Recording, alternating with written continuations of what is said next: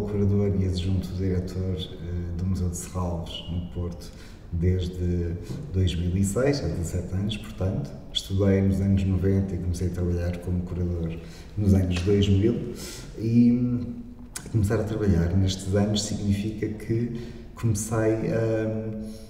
a operar, a trabalhar com artistas numa altura em que se repensava o papel dos artistas ou a relação dos artistas, melhor dizendo, com o ateliê, e em que se via, talvez porque nesta altura se olhava muito para os anos de 1960 do século passado, em que de alguma forma houve artistas pioneiros na interdisciplinaridade, no facto de fazerem trabalhos que não eram propriamente escultura ou não eram pintura, ou em que saíam do ateliê para trabalhar, em que não havia essa relação exclusiva com o ateliê e com a pintura e com a escultura, mas talvez por isso, dizia eu, comecei a trabalhar numa altura em que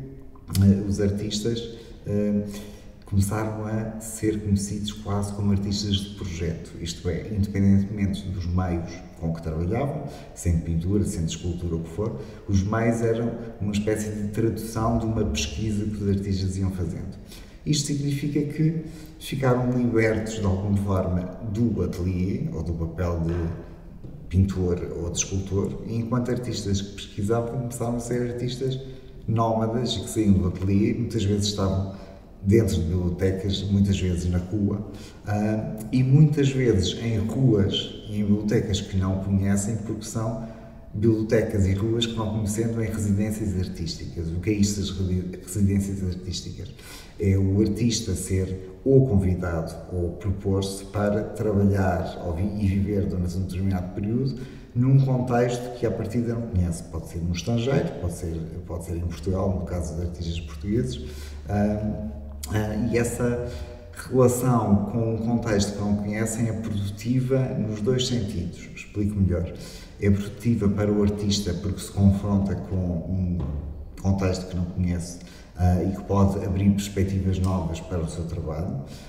Vamos imaginar que, independentemente de ser um dos tais artistas de projeto que eu falava e que vão pesquisar um assunto qualquer específico que pode ter até a ver com a cidade para onde vão em residência, mas mesmo que não sejam, imaginem que é um artista que trabalha com objetos encontrados. O facto de estar a viver num contexto diferente e que os objetos são obrigatoriamente diferentes faz com que se possam, de facto, como dizia há pouco, abrir novas perspectivas para o trabalho e começar a trabalhar com outros materiais.